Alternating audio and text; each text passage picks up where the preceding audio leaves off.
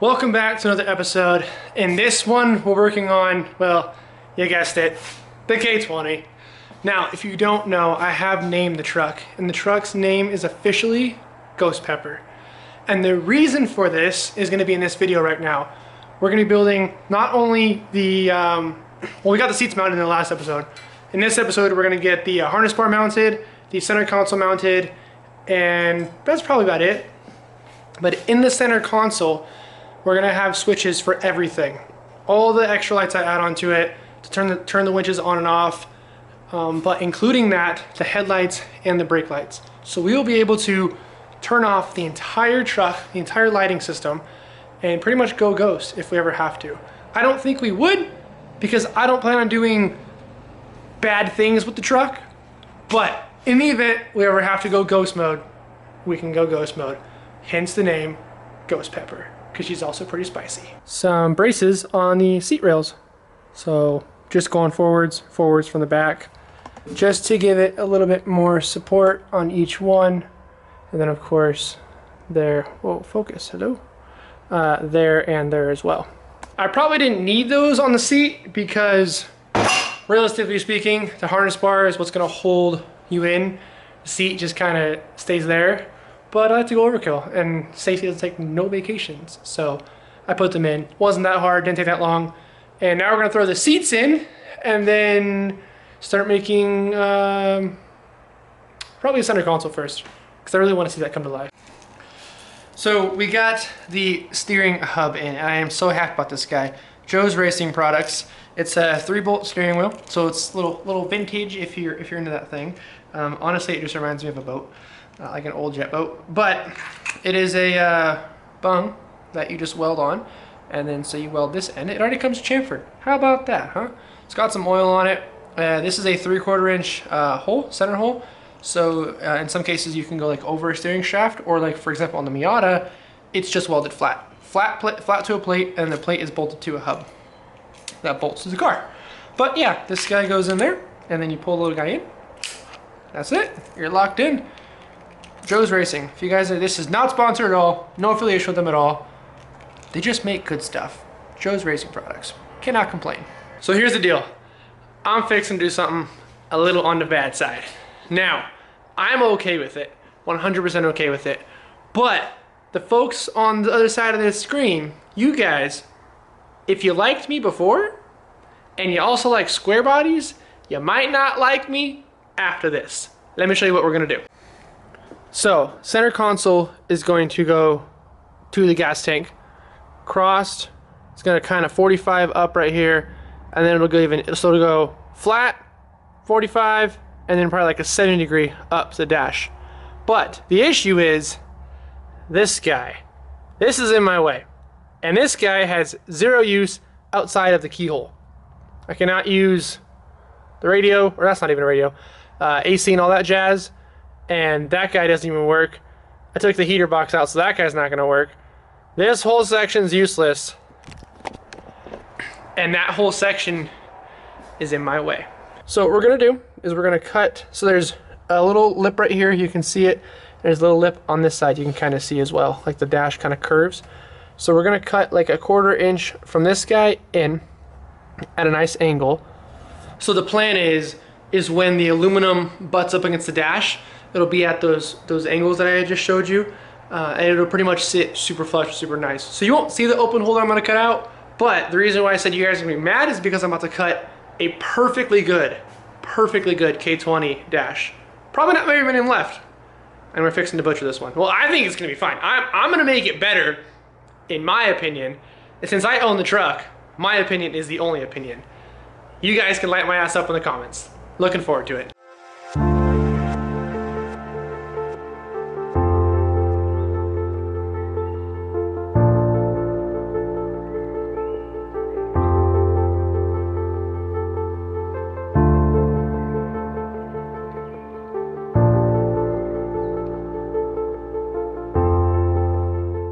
So if you're one of those purists who's really upset about that last clip you just saw, and you know, what we did to the dash, you just can't handle it, you should go back a couple videos and take a look at what we did to the bed of this truck. I hope you guys stay after that. If not, I understand. I did unplug the ignition. I'm not stupid. But I'm gonna pull the ignition out. Ignition is going to go inside of the switch panel. So ignition, stock ignition will be the same. That's the plan. And yeah, now we have a big hole in my dash. So we're gonna start filling that in and making it look a little bit better. So by the end of this video, if you have stayed that long, you'll understand, you'll see what I'm seeing. Because you see this and you like it. I know you do. I know you do. And I saw this too.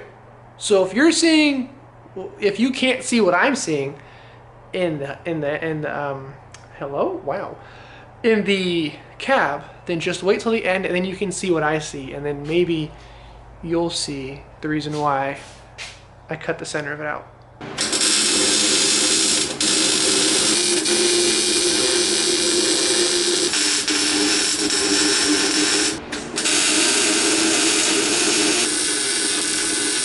So here she is. We've got the A-frame up to the dash, got tubes coming down, nice and flat. They're both flush. One cross tube, one cross tube. So this whole area, we'll put a bend here in the aluminum, can be used for switches or anything along that line. Side panels will get covered up with pieces that remove so we can get up under here and do any wiring we need to. I want to show you guys the difference between a welder and a fabricator, okay? Someone who can fabricate can build something like this. This is a fabricator, okay? Let me show you a welder. I did not do this. I just noticed it right now, but I did not do this. So, under here, we have a plate for the gas pedal. And there's some booger welds there. But on this side, what in the world is going on there? I'm gonna fix that. I just noticed it right now. I was just under there and I was like, what is happening? What is happening under there? So anyways, that's the difference between someone who says, I can weld, and someone who can build stuff. Because if you can weld, if you can truly TIG weld or MIG weld, you can build anything. You have the brain and the skill to build. But if you're just a guy with a beer and a welder, and if you are upset about that last statement between a welder and a fabricator, you're probably just a guy with a beer and a welder, because no fabricator is going to argue what I just said. Also, I have accepted the fact that my gas tank will never come out because I just welded in bars that prevent it from coming out. With that being said, there's an external fuel pump under the truck and my fuel gauge already doesn't work. So realistically, that's just a cell to hold fuel and that's it, which means that it should never have to come out because it doesn't do anything aside from contain fuel. So I see nothing wrong with me preventing it from coming out. So I've got the shift knob, I guess head, off of the truck and ready to weld. But this nut right here, if you guys can see it, is rusted on there. Like, I can't get that off. So I'm curious to know, when we weld this guy, welding it right on the end, so this sucker's gonna get hot, if the heat will freeze that nut up.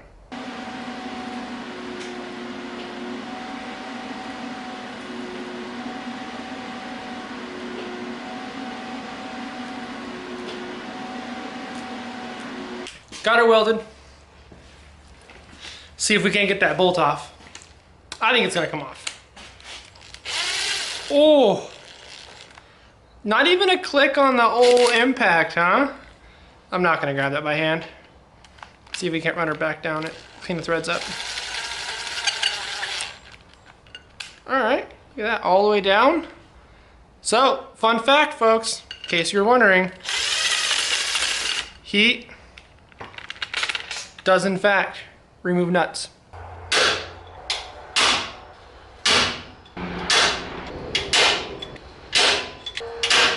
Alright, so before we move on, I want to talk to you guys about something. So on Instagram and TikTok and Facebook and YouTube and all this stuff, I keep saying that I have the world's greatest off-road wrecker.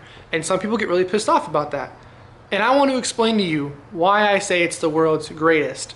Because you have people like Matt's Off-Road Recovery and his wrecker, which is, in my opinion, in a category of its own. I mean, he has rear steer. He's got like 50,000 inch tires. He's got a 8-liter LS. Like, a beautiful truck. It's in its own category of gangster.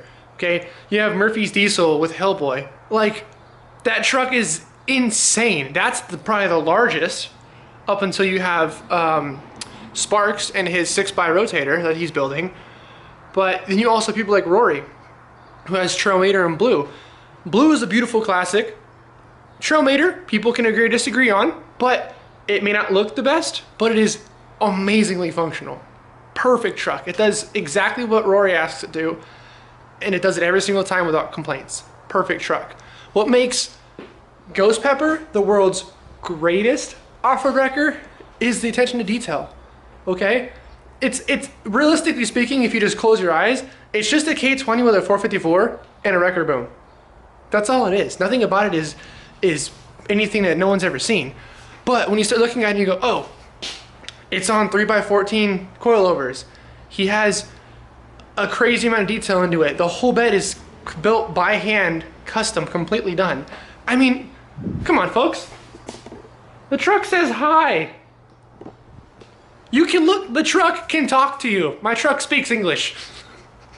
But realistically though, what makes Ghost Pepper the world's greatest off-road wrecker is the fact that, for me, I'm the only one that's built this truck. I'm the only one that, well, Josiah has a little bit of work into it, but I have 99% of my time is me only in this truck. Side B is that it's completely custom. You'll never find it again. You'll never see it again. It is a one-of-one truck that has more love than probably any other thing I've ever put into life. Ever. So, for me, world's greatest. If you don't agree with it, well, I don't care, because it's not your truck. Hopefully that clears up the air. If it doesn't, you guys can keep on talking crap on Facebook and Instagram, and I'll keep dishing it out because it's fun. I love it. I love the people who talk badly about the truck or laugh at the name don't understand the work that's in this truck. I've had a couple people who have commented like, amazing truck, or even a couple of fabricators that have messaged me who also build, weld and do fabrication. And they're like, dude, what you're doing is amazing. And those folks can understand and appreciate the time and work in this truck. And the ones who talk crap, they're just jealous they don't have it. And I understand, it's okay. But just don't be mad. Don't be mad when you don't have what people can build. Or, instead of being a keyboard warrior, build it. Right? I could have gone on Instagram and talked all kinds of crap on Matt and all kinds of crap on Rory, or I can just build one and then do what they're not doing, or do what they are doing better. Instead of being a keyboard warrior, be a producer. I hope that clears up the air on the world's greatest off-road wrecker. If it doesn't clear up the air and I just added fuel to your fire, then let me hear it on the comments. I love hearing it. You can't hurt me. Let it happen. But up next, we're gonna get into wiring. So with being the world's greatest, I am super anal about wiring, making a beautiful center console for all the switches, for everything. And I am uber anal about wiring. It needs to be sexy, it needs to be hidden, it needs to be nice. So all those things have to come into play. The hidden aspect is what we're gonna talk about. So in, like, for example, my Jeep right here, all the wiring in that is tucked away through all, under all the carpet and whatnot, because you can, in the plastic and trims and whatnot, you can tuck the wires through it and hide it. Well, the K20 has no trim, has no carpet, none of that. So what I'm gonna do is very discreetly put tubing in for the wiring to go through, and then it will all come up into the center console, to the bottom or to the sides and stuff. And that way all the wiring will just run through the tubing, and then up into center console, where that can then go to the switch panels and what have you. This guy goes center console, and then it wraps all the way around and then tucks under into the firewall. So here's what we got. It comes out right there, and then it wraps around under the glove box, tucks right up to it, and then curves back down and then goes out the firewall right there. And on the firewall side, looks something like that. That little guy right there. Just getting another perspective of how the tube runs. So the tube is there, it wraps around under the center console, or I'm sorry, the glove box, and then shoots out into the firewall right there. So I actually extended this one a little bit. It did end right there originally, but I made it come up, wrap around, follow just the floor of it, and then it pops out right there. Instead of popping out on the bottom where there'd be a lip, and then this guy pops out on top. And on the underside, it goes, oh, let me show you.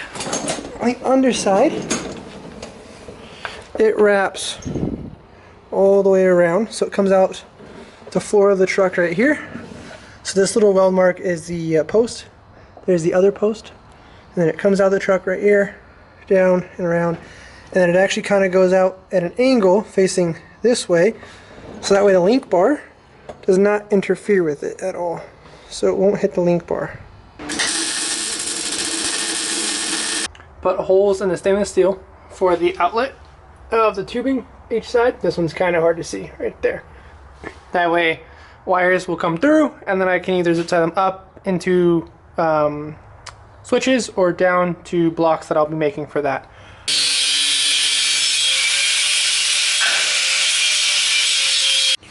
So here's what we got. We got a plate with a hole in it. We have the weld on for the quick release. This guy goes in there. This guy goes like that. And then this guy, as you guys just saw me cut off the bung right there, goes like this and something like that.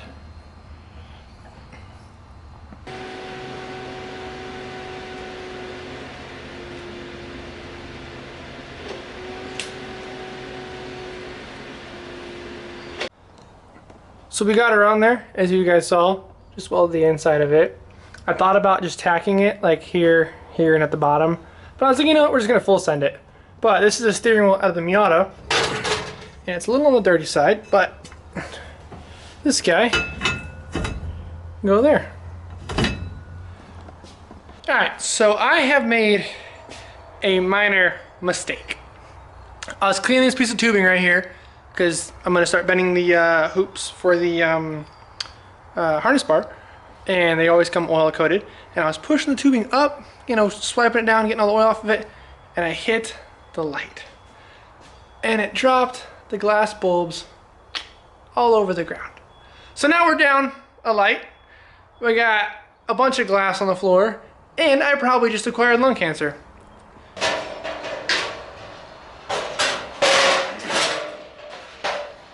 Apparently he's gonna replace the whole housing with LED, so wasn't that dramatic after all. But definitely didn't enjoy it as they were raining down on me. Once again, didn't get it on video because I was just cleaning tubing, so I wasn't really prepared to film this. I didn't think I was gonna get rained on by fluorescent death, but I guess everything is possible. All right, so I had to add another bend to the harness bar, but it is sitting very close up against the wall. I can fit fingers between it, but just barely all the way across. It was right on the edge, which is where I wanted it on each side, but I did have to throw a strap in here. So it's okay, throw straps in, ratchet straps, to kind of compress the tubing just a little bit to pull it in. All right, so while you guys were sleeping, I've been working, and I pretty much got the door bars done. I don't know if there's anything else to add to them. They're pretty much simple, they work. Let's take a look. So what we got here, we got the harness bar, as you guys saw me put in. Has a little bit of a bend to it here, kicks straight down. Then we have a top tube that goes along the seat, which you can see on that side. The tube comes along the seat, down to the floor. Then a cross tube here, and then of course a small 45-degree angle tube here to just kind of keep the support left and right. But let me show you guys why I put that slant tube so high up. And that sole reason is because when people get in and out of this truck, I do not want their lousy selves to be sitting on the edge of the seat.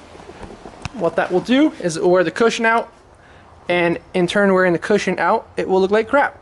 So the toolbar sits above the cushion, so when you get out, you can slide your butt cheeks off of this instead of off of my seat, therefore prolonging the life of the fabric.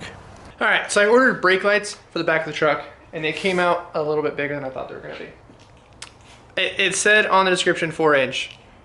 I didn't realize 4-inch was as big as it is. But they're gonna work out perfect. Let me show you. Got centerline marked out, then I obviously have 4-inch circle. So this guy's gonna sit just like that. And I'm not mad at it, since it'll be the only 2 lights I have, kind of like a semi, just 2 lights in the back, but they're kind of thick. So I don't have a 4-inch hole saw, so we're gonna cut that by hand. So we got everything pulled off the back of the truck. I keep all of the little baby cutoff wheels that I use, so like when they get worn down too low, I'll keep the excess little ones, because this is your best chance of cutting circles. So it sucks no matter how you do it, but this is your best opportunity.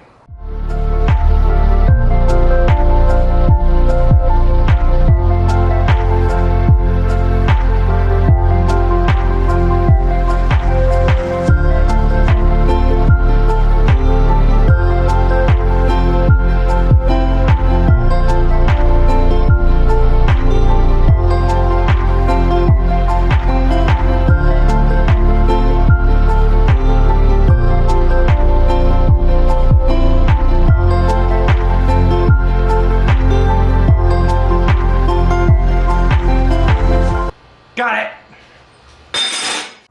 So there you have it, folks. Brake lights are installed. So like I had mentioned, they are a little bit bigger than I expected them to be, but they're the only 2 lights we're gonna have on the back. We'll have 2 on the tip of the boom, but on the back of the truck specifically, just those 2. So I'm kind of happy they're a little bit bigger than I thought. With that being said, you guys have a good one. I'm gonna go edit this video now because it's been like 3 weeks. And I have no idea where I'm at. So we're gonna edit it, and then the next one I'm gonna be doing the trans gasket, which is not gonna be fun at all. Have a good one.